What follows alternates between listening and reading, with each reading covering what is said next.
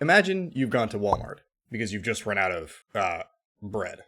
Everyone likes bread, so you're at Walmart to get bread, and only bread. In and out, straight to the bread, straight to the cashier. You turn back, and you see your cart, and it's absolutely full. That's not because you randomly happened across all those things you had forgotten you needed, and it's not because you're a scatterbrained idiot who's easily tempted. Or at least, it's not entirely because of that. That result is by design. And that design is to get you to spend as much as possible every single time you enter those doors. Number 1. Environment. The layout of these stores is not nearly so random as you might be initially led to believe. Each is a carefully layered trap to keep you there as long as they think they can manage it. Because the longer you're in the store, the more you'll buy. And the more you buy, the more money they make. If you were choosing where to put a fast-moving item, conventional wisdom might tell you to put it in an easily accessible location, near the front of the store. Or you could hide them all the way in the corners, where shoppers will have to walk through the entire store to acquire everything they need. That means more time to impulse buy, and more opportunities for them to suddenly remember the item they hadn't thought about until just this moment. For anyone who's been to IKEA,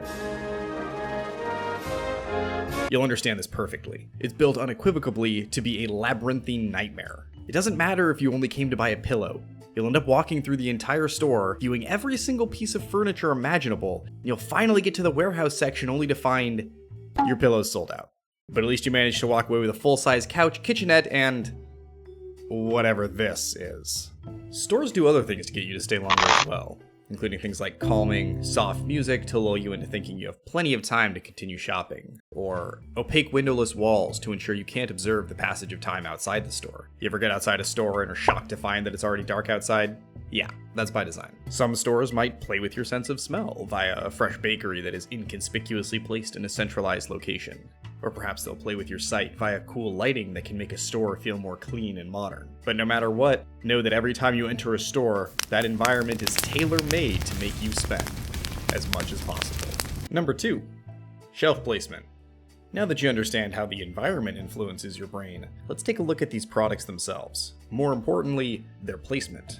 As you may have guessed, this placement is far from random, and is in fact cleverly and intentionally designed to maximize sales. One of the most common tactics is placing tempting products right at your eye level, around 5 feet from the floor. The space is considered a hot zone. People will typically notice this area first and are more likely to buy items from it. A certain Australian snack manufacturer claimed a 25% increase in net sales in stores just because they shelved their gummy bears here and not here. Another tactic at play is placing products according to demographics. Children tend to be smaller, so their eye level is lower, which makes marketers realize that they should put the bright, colorful, garishly hideous cereals and junk food on the lower shelves where they can more easily get the attention of said children. Devious, but you gotta give them credit. However, lower shelves can also be used for low quality or generic brand products. That can appeal to people looking for cheaper alternatives who won't be swayed by the power of the hot zone. On the other hand, more expensive goods might get placed at the very top, which creates the feeling of inaccessibility and luxury. So the next time you're at your local grocery store, pay attention to product placement. You might find that the big brands are right in that hot zone at 5 feet off the ground, premium products are on the top shelf, and the lower end or child-oriented products will be found towards the floor. Number 3. Number 9. When it comes to actually buying the product, the biggest thing most people are concerned with is the price. And being the consumer that you are, you've surely noticed that most prices end with the number 9 or 99. If you were to be choosing between two identical products, one priced at $20 even, and the other at $19.99, which would you choose? Well, obviously the cheaper one, dumbass. But it goes deeper than that, and psychological studies have shown that ending the price in the number 9 makes the product more attractive. Less because of the actual number 9, and more because the leftmost digit being lower in the final price. This is called the left digit effect. When the price is $49.99 instead of $50 even, our brain equates that to spending a sum closer to $40 instead of $50, even though it's quite clearly just $50 masquerading as $40. While the number 9 makes sales higher in most cases, some brands will see the opposite effect, those being primarily luxury brands. These luxury brands will often round a little bit higher to make the price seem more prestigious. For example, which sounds fancier? A watch priced at $983.74 or a $1,000 watch? Number 4. Urgency and FOMO, or fear of missing out. This is a classic tactic for online shops. Only 3 left, buy now, do not miss your chance to buy this limited edition plush teddy bear. Meanwhile, the warehouse looks like this.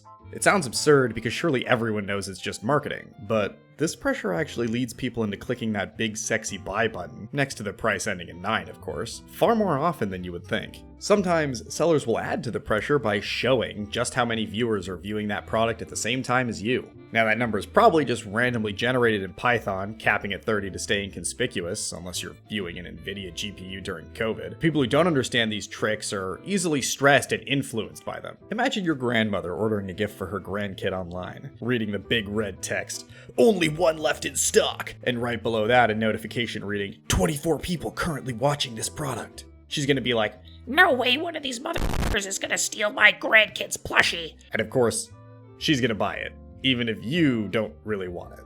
This phenomenon is commonly referred to as FOMO, and marketers are milking every last drop that they can out of it. Number 5, the aisle of infinite temptation. When people, especially kids, are waiting in a long line to pay, they'll usually find themselves surrounded on all fronts by tempting impulse buys like candy, snacks, and soda. The longer they're forced to wait in line, the greater that temptation becomes. Though these purchases may seem small, adding $5 to $10 worth of snacks onto half the customers going through a store adds up to a ton of profit in the long term. If you know of any other tricks store owners use to tempt and influence our minds, don't forget to write it in the comments down below. And I'd like to thank you all for reaching my lifelong goal of 1 subscriber. I literally have no idea where you came from, but Ray Stone, you are a legend.